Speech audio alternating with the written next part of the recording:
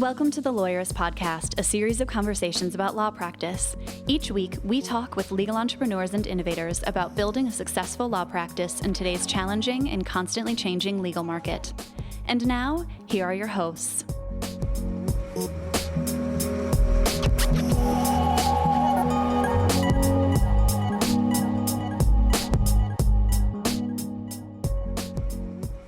Hi, I'm Sam Glover. And I'm Stephanie Everett.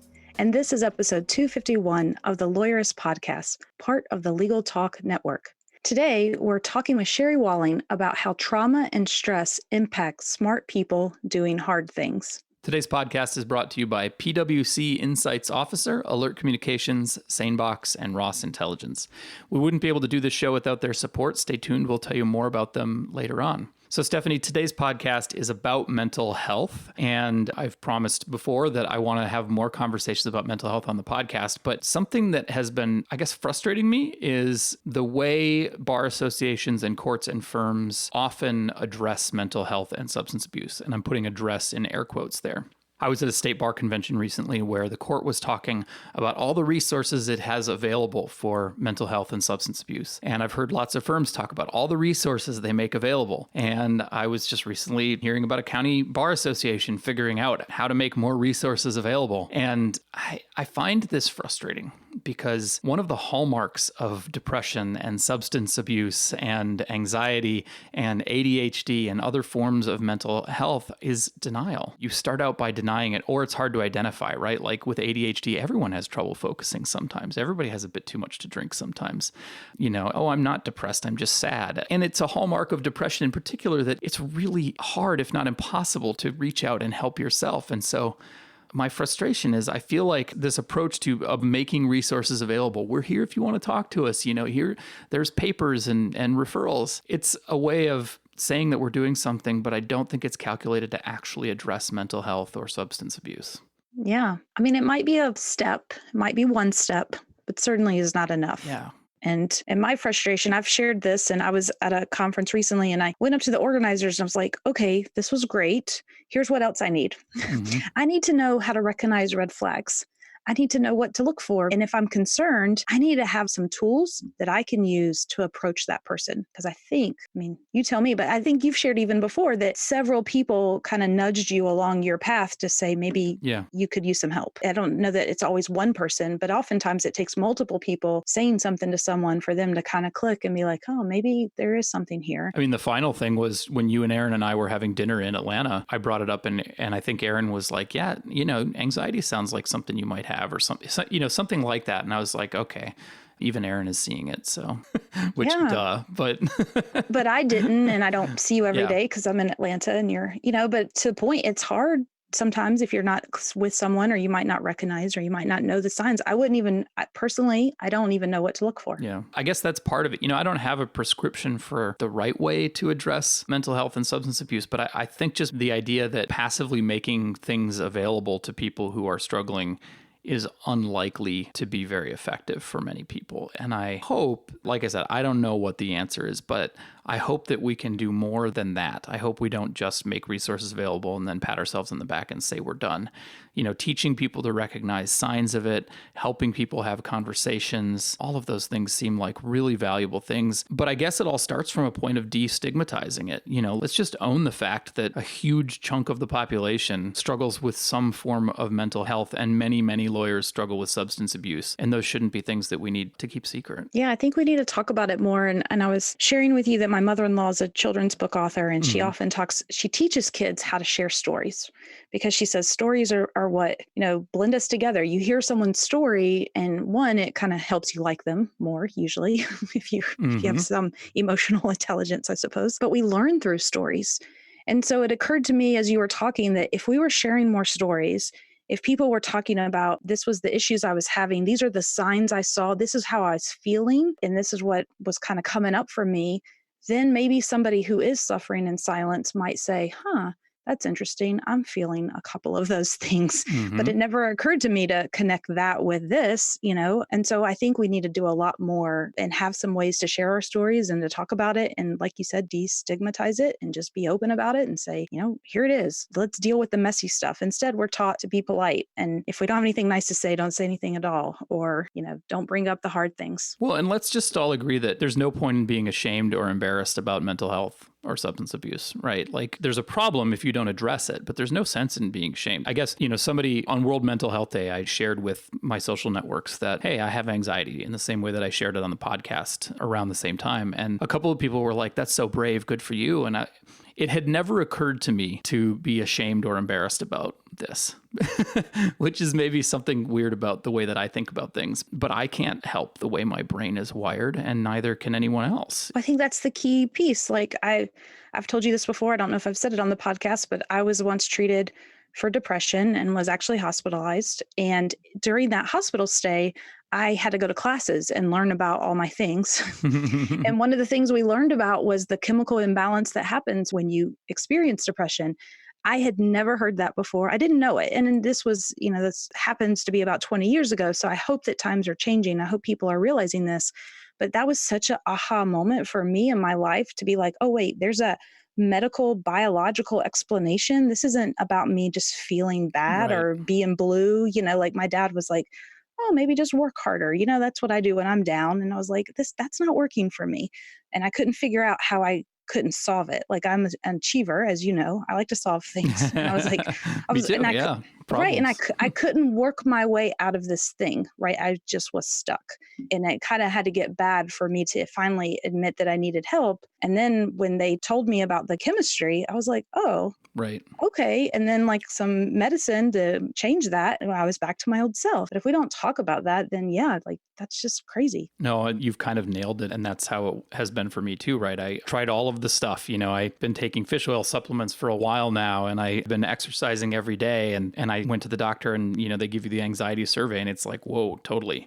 And then I went back for my checkup last week and I put a 0 in every column because, getting treatment was the thing for me. It's not something you can think your way out of necessarily. So anyway, all that is to say, we'd like to share more stories around mental health. And so reach out to us, share your story. If you're willing to do it in the Facebook Insider or Lab group, that would be great. If you aren't yet comfortable, it's okay. Like there's also no shame in feeling ashamed or embarrassed. And so if you don't want to share it out in public, send us an email. You can just email sam@lawyerist.com or stephanie@lawyerist.com and just tell us and let us know if we can share it with our listeners, whether that's with or without your name. It's totally up to you. And we'd love to hear your stories, and sometimes sharing those stories, whether or not like maybe you're not sure if your story is about depression or about being sad. That's okay too. Just share it. And I think if we tell more stories to each other, then we'll understand more about each other and about mental health and substance abuse and things like that. So do that. Now we've got a brief sponsored conversation with T.C. Whitaker from PwC Insights Officer, and then I'll talk with Sherry. Hey, this is T.C. Whitaker, CEO of PwC Insights Officer. Looking forward to speaking with everyone today. Hey, TC, thanks for being on the podcast today. So we're going to do a few conversations, but for this first one, you wanted to talk about the cost of inefficiency in a smaller firm or for a solo attorney, right? That's exactly right, Sam, and thanks for teeing that up. There is this wild thing that's going on out there in the marketplace where when all of a sudden you become an attorney, you think you're no longer responsible for being in charge of running a small business. Mm-hmm. Whereas in all small businesses across the world, everyone is focused on how can I be more efficient? What are things that I can do inside my business to make sure that we're doing things faster, better, cheaper, delivering more value for our clients and our customers. And for some reason, those rules just stop at the door to a law firm. And I'm not sure why they do, but being inefficient inside a law firm is something that can lead to a lot of lost profit for the partners of the firm. So as soon as you say efficiency, I start thinking about technology and procedures, which are both good and bad, right? So how are some of the ways that technology and process can impact efficiency? That's exactly right. And what we must start with is process first. Technology, software, all these things that we use, these things are merely tools. That's all they are. They neither think nor make decisions or think about the best way to do things. They're just tools that enable us to do the things that we do better, faster, cheaper, smarter. So what we have to make sure that we have, first and foremost, are good processes for ways that we do things. If we do not have those, the technology can actually go against us. You can be the most cloud-enabled firm where everything talks to everything and everything works seamlessly across all the systems in your business. But because your processes are broken, what you find is that you just get better and faster at doing the wrong things.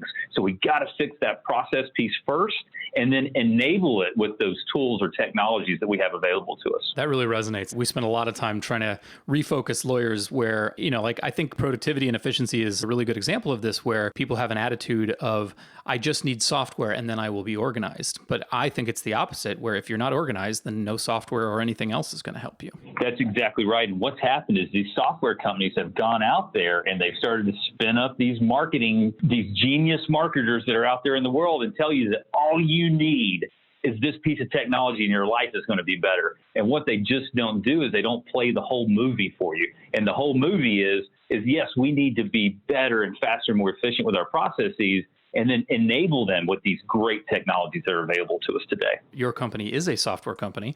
So my guess is that you find it a heck of a lot easier, and you find that your customers are more successful if they come in with healthy processes and then use your technology rather than coming in and hoping the technology is the answer. What we have found is we'll take them coming to us in all shapes and sizes. And what we have found because of who we are is that we help them design these better processes.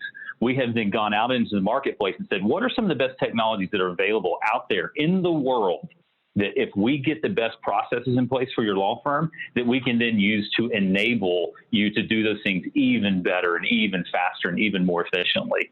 So we actually help them with the process piece and then enable them with the technologies, of which you are correct, we have built some of those technologies. Very cool. So if you want to learn more about how Insights Officer can help your firm be more efficient and take advantage of process, visit insightsofficer.com, and you can learn more about Insights Officer and how it can help with automated bookkeeping, billing, and insights for small and medium firms. TC, thanks. Look forward to seeing you again. Thanks, Tim.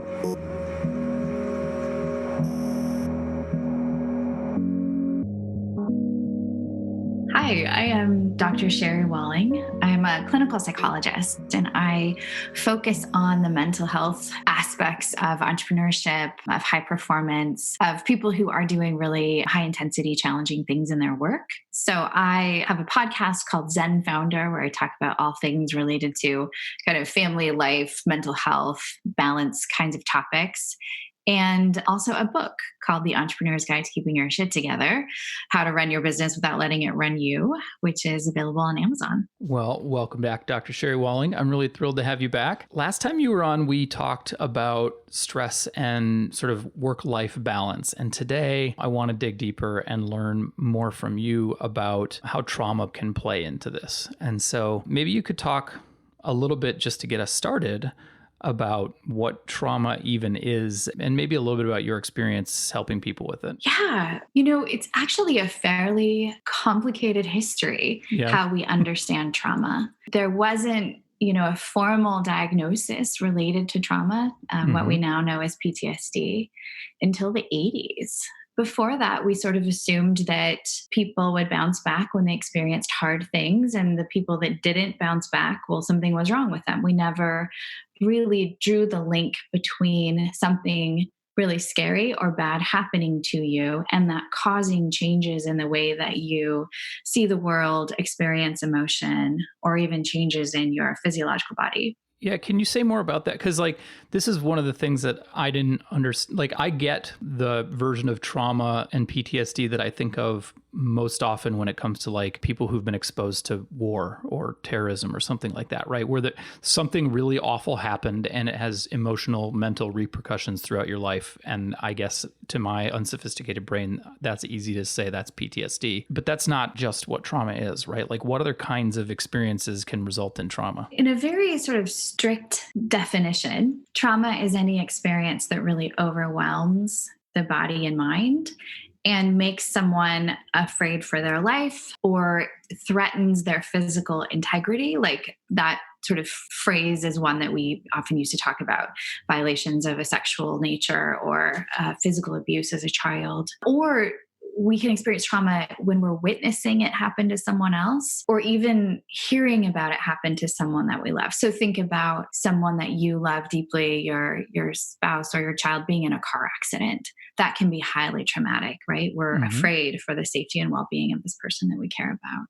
So I can already hear, I kind of have this, the voice in the back of my brain who wants to push back on this, because as listeners know, I've been dealing with my own mental health issues and I've been defensive about those in my own self-examination. And I'm wondering, what's wrong with just suck it up? Like, why is this something that we actually need to think about as opposed to, go walk it off, have a drink, take some time, it'll go away?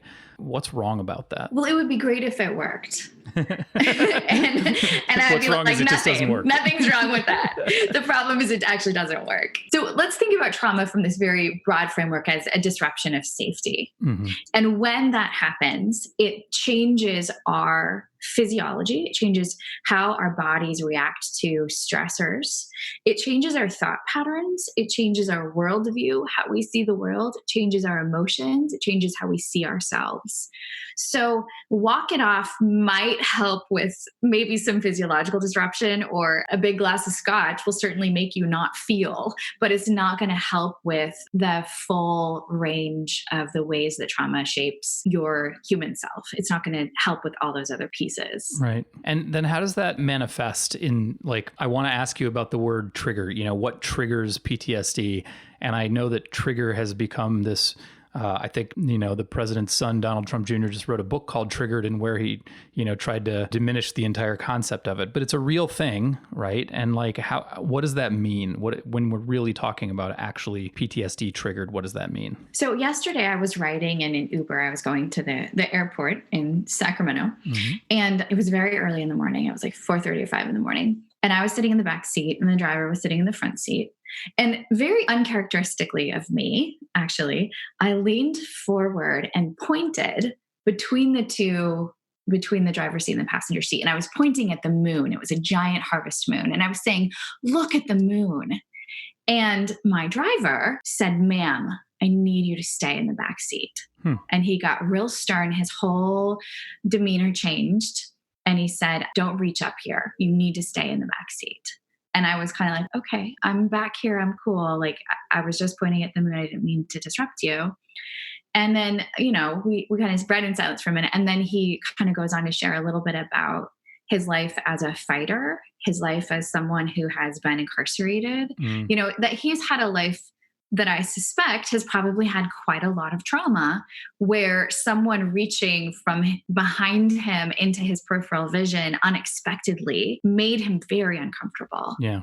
And that's an example of a trigger. Triggers are super real. Sometimes they are very anchored to the situation in which the trauma first occurred, a sight or a scent or a physiological experience that reminds us of trauma. But sometimes they're emotional trauma. So walking into a room and feeling a wave of anxiety might not sort of directly tie back to a trauma, but it's that sense of uncertainty or fear. Is this okay that this is happening?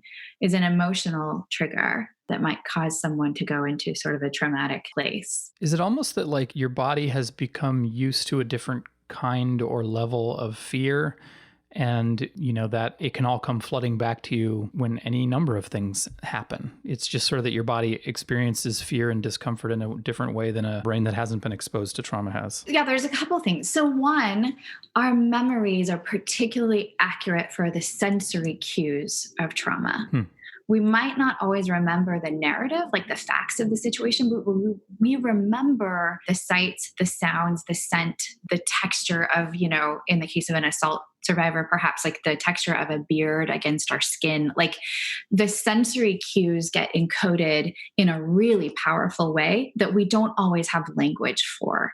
So it's not this sort of neat, nice, rational, I had this experience, therefore I'm sensitive to this. It's like your body sort of goes into a memory that you might not even have, language to explain. I feel like I want to analogize this to my own experience with anxiety, and maybe that's not right, and you can tell me, but Aaron and I would be having an argument about whether or not M dashes should have spaces around them when we're doing copy editing on our site.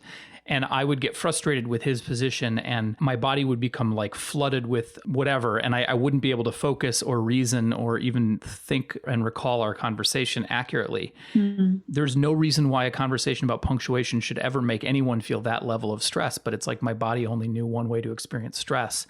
And I'm wondering if trauma does a similar thing where your body only knows how to experience anything associated with anything that triggers your brain in that way. That's how it reacts. I know Aaron a little bit, and I can imagine having any argument with Aaron would create a sensation of helplessness.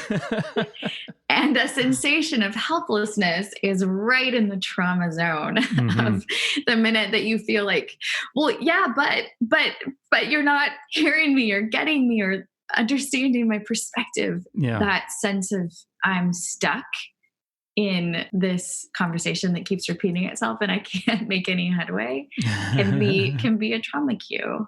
So that's not unreasonable. When we were talking just before I hit record, you said that you wanted to make a distinction between capital T trauma and lowercase t trauma. What does that mean? Yeah, I think the clinician in me, and I spent a couple of years working in the VA system, so in the Veterans Administration, and 1 year doing a deep dive at the National Center for PTSD. So I spent a lot of time really thinking about specifically the PTSD diagnosis. Mm-hmm. And part of my job was to evaluate in a sort of yes or no categorical way whether someone had PTSD or not. And in that framework, we really want to make clear that trauma is a very, very life-threatening kind of experience. Sometimes people use the word trauma in ways that are, I would say, lowercase t trauma. They're talking about things that are hard, that are painful, that are scary. But capital T trauma from, a clinical perspective is something where really there's a threat to life or safety that is really very real, either to someone's self or to someone right around them. Is that on a spectrum or is that pretty binary? I mean, the interpretation of life threat is very different. Yeah. What's threatening to a 2-year-old is, can be a very angry, screaming, yelling, dysregulated parent. Because an angry, screaming, dysregulated parent when you're 2 can be life-threatening. Your body is really little and you're really vulnerable. Yeah. So it's really subjective as well. It's subjective and it's developmental. It's based on context. If I think you're unreasonable to have been in fear for your life, that doesn't really matter. If you really were in fear for your life, then you were in fear for your life and it may have resulted in trauma, or it probably did. Yes. Yep. Earlier iterations of the PTSD diagnosis had a specifier that the event must have been accompanied by horror or helplessness. And they took that out in later in the DSM-5, the current iteration, partially because some people just freeze and some people have no thoughts or feelings. So that didn't really account for, that experience of trauma, which is quite common. I feel like I'm not going to be able to ask the right questions here. What else should someone need to understand, maybe in order to help themselves recognize their own trauma? I was explaining to you that I think the legal profession is in a really almost a crisis state when it comes to mental health. And I'm wondering to what extent trauma might play a role for some lawyers in that. And I'm wondering how do you, it's hard enough to come to terms with the fact that you might be anxious or depressed in a way that needs help. How do you even recognize such a big deal as trauma and acknowledge that or figure it out? And maybe this is something I should go see someone about. One of the things that might be helpful to talk about here is, a study we talked about a little bit before we hopped on together.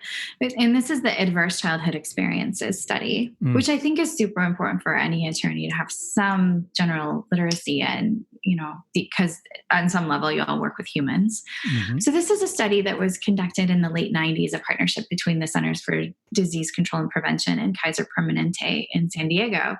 And they looked at mass data sets, like 17,000 people, and they asked them about 10 categories of early childhood abuse and neglect. And then they mapped that onto their health records with their permission, of course. Mm-hmm. And what they found in this study is really quite interesting. When people had 4 or more of these adverse childhood experiences, they were far more likely to experience depression, suicidality, major health concerns. It really, really changed the risk profile of both health behavior, psychological behavior, mental health problems, and then generally high risk behavior. So the likelihood that someone's used like intravenous needles, or the likelihood that someone has had a really high number of sexual partners, those kinds of behaviors really changed looking at someone's early life experiences. And not all of those early life experiences are what we would maybe call capital T trauma. One of them was whether or not your parents got divorced, right? Which is not life-threatening, but it is totally destabilizing for many kids who experience that. And then it also looked at the presence of a parent in your home who had mental illness, or the presence of a parent who had a substance abuse problem, whether or not you had a parent that was incarcerated. And then it looked at all kinds of different abuse, physical abuse, sexual abuse, emotional, psychological abuse, and then neglect.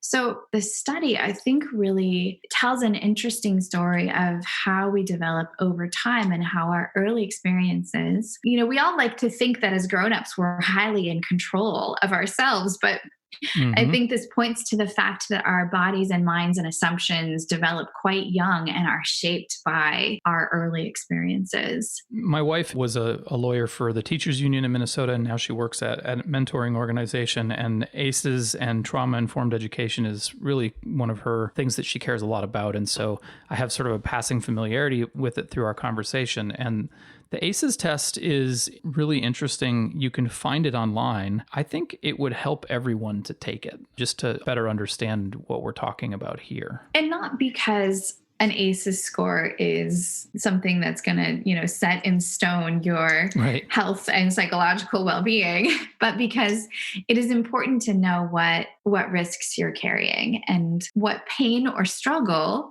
you are, as an adult, organizing yourself around and trying to overcome, whether you're super aware of that or not. Yeah, understanding the problem you're dealing with is really important. And I guess, I pushed back on anxiety for years before I finally said, okay, maybe I went to the doctor, he gave me a pill and it went away, and now I don't have anxiety. And that was amazing. And that's not, there's no pill for trauma, I don't think, but but there are ways to help you deal with it, but you can't deal with it until you know what it is. And I think that's why maybe taking the ACEs score would be helpful for people, or just in understanding, one of my wife's things is understanding the trauma that your clients might be facing could be a really valuable thing as an advocate, as somebody who represents people, like, especially if you're a criminal defense lawyer, but in family law or whatever, informing your representation with better understanding of your client's trauma could be really important. I mean, think about how you operate in your daily life if you really see the world as a dangerous and scary place. You make all kinds of decisions differently than someone who has a general default setting of safety. And I think that comes out in all kinds of human relationships and choices. And if we can kind of have an awareness of, oh, maybe, this person has this kind of experience in their background, therefore they're just working with a different set of conditions or assumptions than another person who doesn't have a trauma history. It's a bit of empathy, right? Like in your engagement, your interactions with other people, are they just being jerks, or is something else going on there? And understanding what else might be going on there, or what else could be going on there, could be helpful. It's not that you go around labeling everybody a PTSD survivor, but sure. Is there a version of the ACEs test that you recommend, or an easy place to find it? It's on the CDC website, I believe. That's usually where I go for all things ACEs. It's the original study, and it's a really nice write-up of the different implications of what the study might mean. I will throw that link in our show notes so people can find it. That'd be great. Yeah. I'm deep in our conversation, so I've neglected to take a break to hear from our sponsors. So we'll do that, and we'll come back, and then we'll keep talking about this. We'll be right back. A legal-only call center, Alert Communications has been helping law firms and legal marketing agencies with new client intake for over 50 years. Alert responds to and captures all leads for your law firm efficiently using their highly trained intake specialists and software solutions. They work 24/7, 365 as an extension of your law firm in both English and Spanish. Alert strives to set best practice standards within the mass tort legal community by using ethical ideals, in turn elevating the quality of client services and earning the trust of attorneys. To find out how Alert can increase your mass tort or class action lead conversion rates, call 844-MY-INTAKE or find them at alertcommunications.com. Longtime podcast listeners and Lawyerist readers know that Sam and I get pretty excited about email productivity tips, but we know that most people don't have the time or energy to be email productivity nerds like us. So it's great that SaneBox will take care of fixing your inbox for you. I've used SaneBox for a while now, and it automatically organizes your incoming email into smart folders so you don't have to be overwhelmed by a busy inbox and don't have to see important client emails next to junky coupon offers, distracting you from the work you need to do. Best yet, SaneBox learns with you, so if you find it puts something in the wrong folder, just move it, and SaneBox will automatically learn your preference. It also has nifty features like Sane Black Hole, where you can drag messages from annoying senders you never want to hear from again. It's so simple, you won't need to learn anything to use it. It just takes care of everything itself. SaneBox works directly with every single email server or service that has ever been created, so it will definitely work for you. Get a free 2-week trial and a $25 credit by visiting sanebox.com/lawyerist today. That's SANEBOX.com/lawyerist. With Ross Intelligence, lawyers conducting legal research leverage AI to get to the heart of legal issues fast. Ask a query in natural language on the Ross Legal Research platform, and Ross will return on-point case law. Attorney Jonathan Udoka says he's able to use Ross as though it were a first-year associate doing top-flight legal research. At $89 a month, Ross is not only fast and intuitive, it's also affordable. See what Ross can do. Go to rossintelligence.com/lawyerist today and get a 14-day free trial. Use the promo code lawyerist for 10% off your first-year subscription. Okay, we're back. So, Sherry, maybe we've already touched on this and you could sum it up, but what should the average person understand about trauma that you think is mostly misunderstood in the world? I think it's helpful just as a human practice to lead with compassion.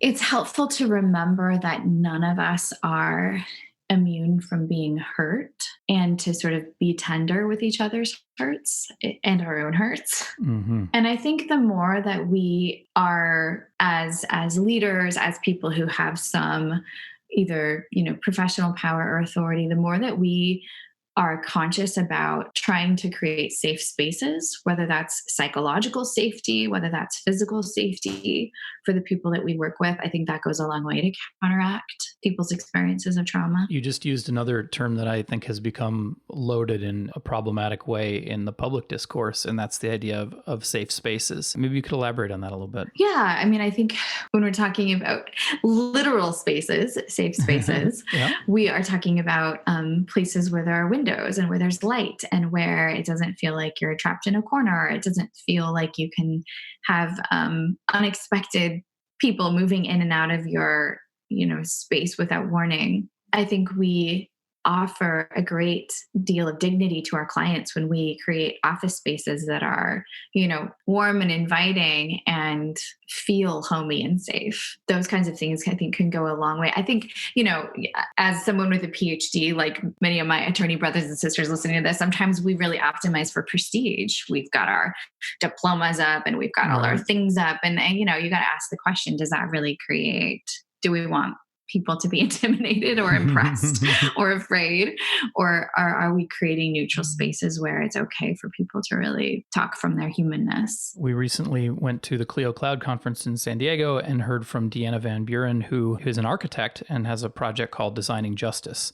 And she has actually been doing work on this, and I hope to have her on the podcast soon so that we can talk at more length about putting together physical safe spaces, because that's what she's had to do to try and bring convicts and ex-convicts out of the prison system and bring them together and help them move on, figuring out what it means to give second chances, but how to make sure that there is a space that you can work on that in that's conducive to it. And she has all kinds of ideas for like how to organize a room, what kinds of rooms, lighting, furniture, it was a fascinating talk. And I hope to do more about that, because it's not always intuitive that just the space itself could be the cause of comfort or discomfort. Isn't it interesting? Mm-hmm. I will, just as a little bit more of a personal share, I'm raising a kiddo who spent the first 7 years of life in another family where there was a high degree of trauma. So she came to live with us when she was 7, and she reacts to all kinds of things that are unexpected. And so part of the role of our family is to anticipate times of year, certain holidays, certain scents, certain songs, certain just cues to her that remind her of parts of her life that were painful and scary in the past. And when we have some sensitivity to those, then we're quickly working for emotion regulation and for calming. And so I think that's another thing when we talk about safe spaces is, not only the room, but like the emotional quality of engagement, and how do you maintain calm in the presence of someone who is dysregulated or who is disrupted, or when you get dysregulated because you get triggered because you're someone who has a sense of your own traumatic past, perhaps. How do you help yourself re-regulate or ask for help calming down yourself if you need to? How do you take a timeout? How do you take a break? How do you take a walk around the block so that you can reset and return? Walking around the block is not a healing for trauma, but it's a short term, like, I got to reset so I can get back to my work. It's giving yourself some space to sort of like let it dissipate, I guess, right? Yep. Yeah. At my kids' school, they give the kids tools for this, not necessarily trauma, but just, to calm down. And they have just all kinds upset. they have all kinds of tools to help kids deal with anger and frustration and stuff. And they talk about it, use one of your tools and sit on your hands, or there's a bunch of different things that they can try. Maybe this is where some of that comes from. I mean, one thing that I think, to speak maybe to the question a little bit more that you asked me a few minutes ago, is one thing that I think we don't always give credit for is the fact that it's not necessarily something that lives in our minds. It lives in our bodies. And when we are talking about how to alleviate or even regulate ourselves, there's often a physiological component to that. Mm-hmm. It's regulating our breathing first and foremost. An amazing tool to calm ourselves down, whether we're in anxiety or in trauma or whatever disruption we're experiencing. To move our breath to be low and slow actually helps to, better engage our vagus nerve, which is this really long nerve that goes through our spinal cord. That's VAGUS, right? Not Las Vegas. Yeah. Not Las Vegas, not woohoo, pull the slats, but vagus or vagal nerve, which is the body's system to restore back to homeostasis after there's been a disruption. So it's the vagus nerve that sends the all clear signal to the rest of the body's systems.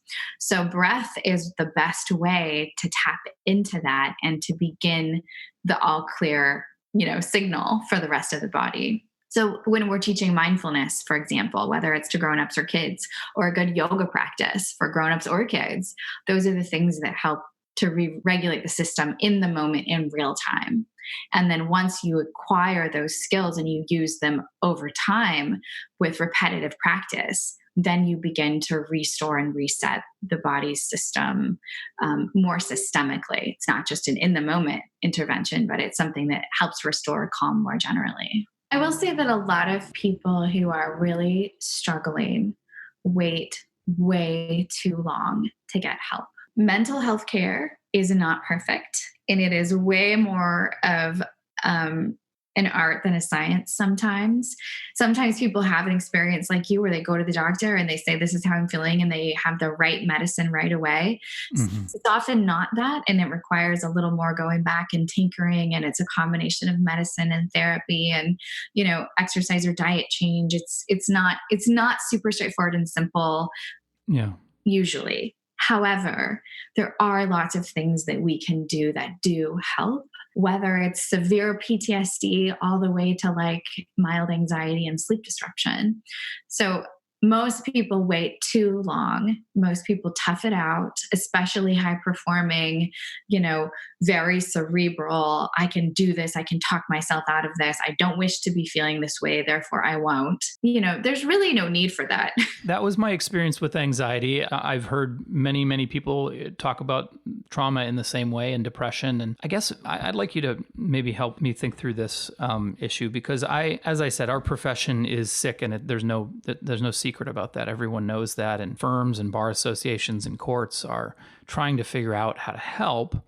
And the most common response is to make resources available, right? Like at the Bar Association, we have lots of resources available to people who are dealing with anxiety and depression and trauma or substance abuse. And it strikes me that when denial is that you have a problem seems to be a hallmark of all of these things, that counting on the person to proactively go and get resources is not calculated to be successful. Am I right about that? Yeah, it's just an extra step that makes it tough. So what can we do instead of just making resources available? I mean, one of the things that I am dabbling in as part of my business model is that I am actually sort of an on-call psychologist for a couple of different companies.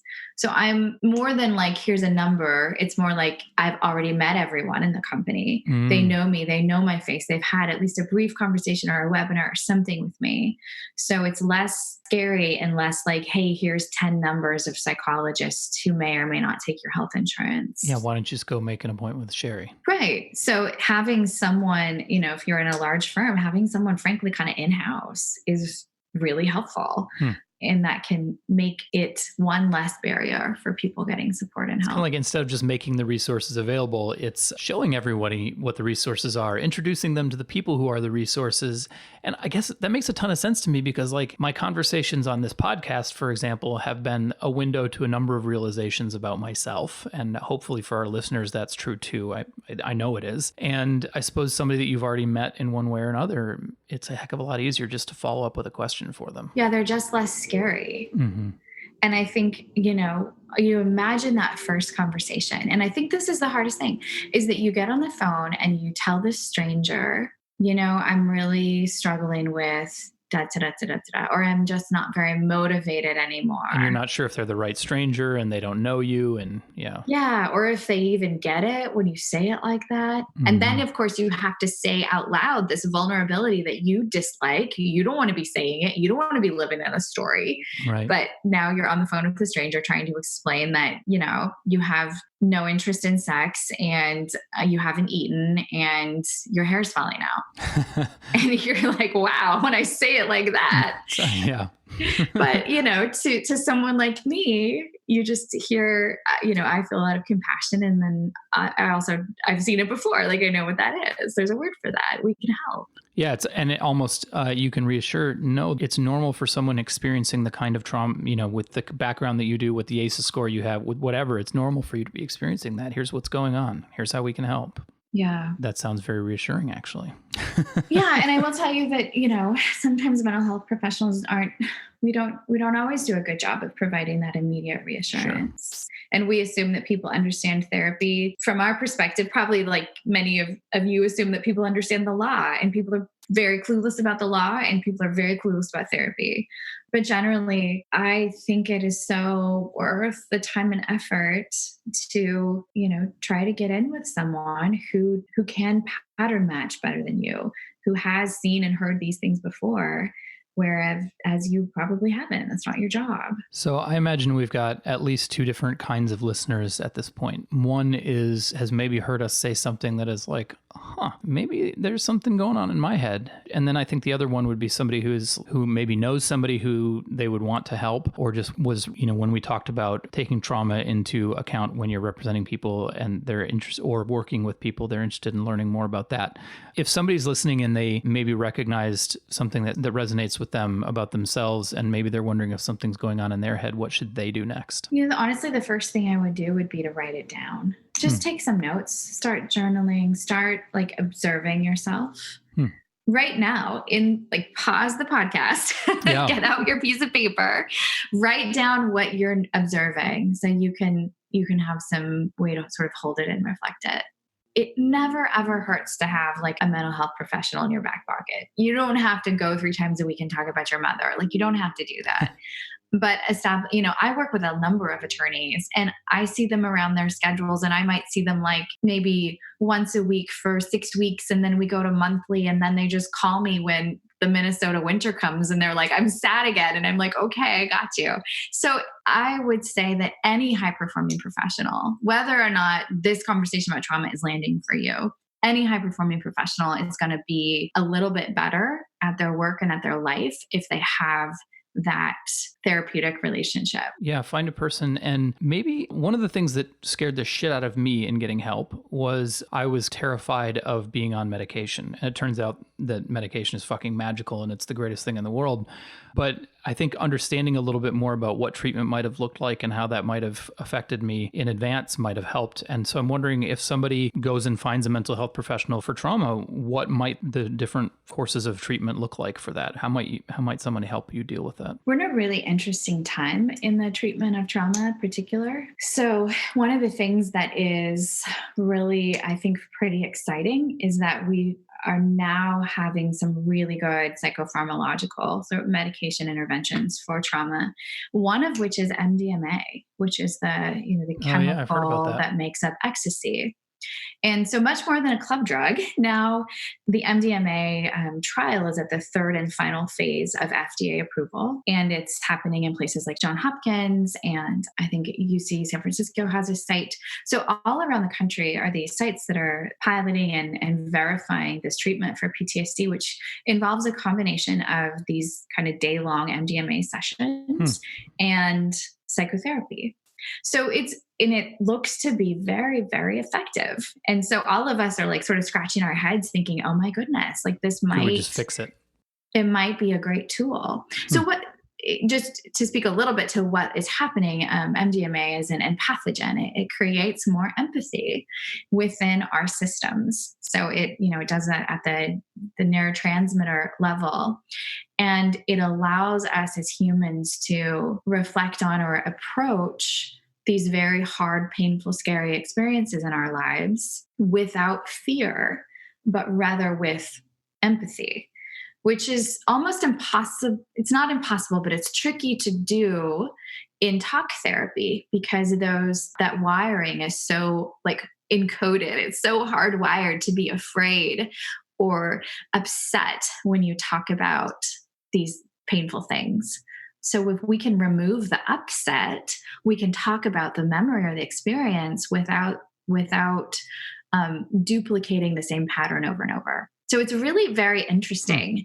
And it is, of course, this combination of talk therapy and a medication intervention. But MDMA therapy is not yet legal, it is not yet FDA approved. It's not yet legal. But I will say, coming to a major research university near you in the next 12 to 18 months. So that might be something that in the near future, people might be able to take advantage of it. And I read a bit about it too. It sounds really exciting, actually, that it sounds like it might just actually fix PTSD. Yes. It's not 100% successful. Okay, fair enough. There's always a caveat. Nope, sorry. Okay. we don't get a universal fix for this one. But other more traditional or more typical forms of treatment usually do involve a combination of medication and psychotherapy. PTSD does involve that same kind of anxiety arousal that you're familiar with. And so we often use anti-anxiety kinds of medications to help. I was wondering about that. Like a lot of these things are very similar, actually, aren't they? They map on the body in really similar ways. Things that help with sleep can be super helpful. Sleep is hugely disrupted for many people with PTSD. There's often a affectual or emotional disruption or dysregulation, which can respond really well to medicines that are often also used to treat depression. So it is a little bit of when I say it's an art, you sort of have to mix your particular paint palette based on who you are and your symptoms and what medicines work well in your body. So it's usually not, I love that you had such a great experience, Sam. I know that mine is not typical. Yeah. And I just have to warn people of that because it's usually a 6-week to 3-month kind of process to be like, oh yeah, that works well. Oh yeah, that doesn't. And you have to have a great relationship with your physician or your nurse practitioner, whoever's working with you. That part of it is, I was expecting that and I got something different. I was expecting that to have to establish care with a general practitioner and then go and get, wait 6 months to meet with a psychiatrist. And then they would do some tests. And then after some tests, they would finally prescribe something and then it wouldn't work. And I'd have to and I'm so glad that my process ended up getting completely fast forwarded because I went to a GP and they were like, I can just give you something and it worked, which is beautiful, unusual and amazing and great. But I know that's not typical. And I was told one of the reasons I dragged my feet for so long was the experience of getting the help seemed so onerous. And I don't know if there's a fix for that other than just like, I guess you just have to suck it up and go and maybe find somebody to be your accountability buddy for helping you go. Yeah. I think, sometimes it's surprising. That's not often the case, right? Like sometimes you do get in with that psychiatrist in just the right time, or you find the right person. This is also, frankly, a great thing to crowdsource. Like ask ask the people in your area, your friends, like, hey, have you heard, a good psychiatrist? Like, and again, that's not always something that we feel like we want to tell people about, but I get recommendations for mechanics, for tailors, for all kinds of professional services.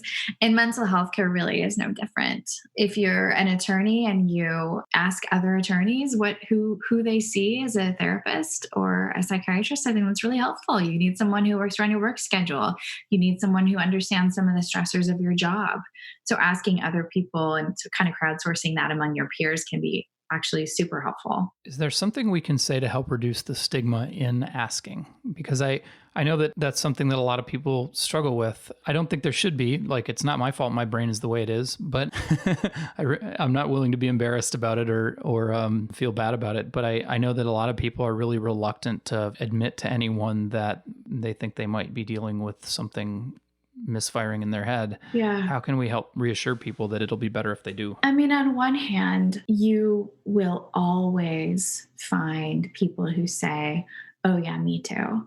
Or, oh yeah, my husband struggles with that, or my partner or my kid. I mean, it's 1 in 5 in a given year. And that's in the general population, not even among, the numbers that I think are higher among attorneys of people who are struggling with mental health concerns. So the stats are solidly supportive of the fact that you are absolutely not the only one, that there are many people around you. It's not quite probably the person you confide in is going to tell you back, but like it's going to happen a lot of the time when the person, if you ask somebody about it, it's going to turn out that they have experience with mental health either themselves or in their family or with a loved one or a close friend or something. Absolutely. It's almost guaranteed. So often the stigma is absolutely like unnecessary because aren't necessarily speaking about it, but they're having that experience. Mm-hmm. And frankly, you can always phrase it in a clever way. Y'all are attorneys. Think about the languaging here. You can say, I'm just thinking of someone who can help me enhance productivity. That could be a therapist. There you go. Yep. Or I just like to really up my game creatively. I feel like I can be better in my relationships. So let's call it self-improvement if that feels better to you. I don't need to label it. Well, and I guess maybe that's a good point. Like to a certain extent, it's not actually important, is it? What label you put on. I mean, it's important to understanding what's going on and for treatment, but just knowing that, I haven't been able to fix this on my own. It doesn't feel like I'm able to process things or focus on things or walk into a room in a particular setting or whatever. Maybe that's not normal. That's really all you need to know in order to seek out help. Or maybe it's even the phrasing, it's not normal. Maybe it's just that I would like it to be different or better. I like that. Yeah. Who cares if it's normal or not? Like Sherry, would like it to be different. So I'm going to see if I can pull that off for myself with whatever resources are available to me. We are obviously going to include a link to your podcast, to your book in the show notes, to the CDC ACEs materials. Are there any other, speaking of resources, are there any other resources we should include in our show notes? There are lots of great resources out there around mental health and well-being and wellness, and probably specifically for attorneys. Mm-hmm. Maybe more than specific resources is just the invitation to spend 15 minutes reading one of those resources, whether it's NAMI or organizations that are specifically focused on attorney mental health and well-being. But yeah, there are definitely some really fantastic professionals out there who can be helpful to you. So spend the time to go and explore that a little bit. Very cool. And obviously your podcast is Zen Founder. Your book is The Entrepreneur's Guide to Keeping Your Shit Together. And you are also our guest on podcast 205. So, woohoo! Yeah. So thanks for coming back, Sherry. It was really great to have you. Thanks so much for having me back. Are you interested in implementing the ideas you've heard on today's podcast into your law firm? Could you use a little help? Hey guys, it's Stephanie, the VP of Community Success here at Lawyerist, and I'd love to help you tackle your business or take it to the next level. Head over to go.lawyerist.com/start to sign up for a quick call with me, and let's talk about how Lawyerist can help you create your best law firm.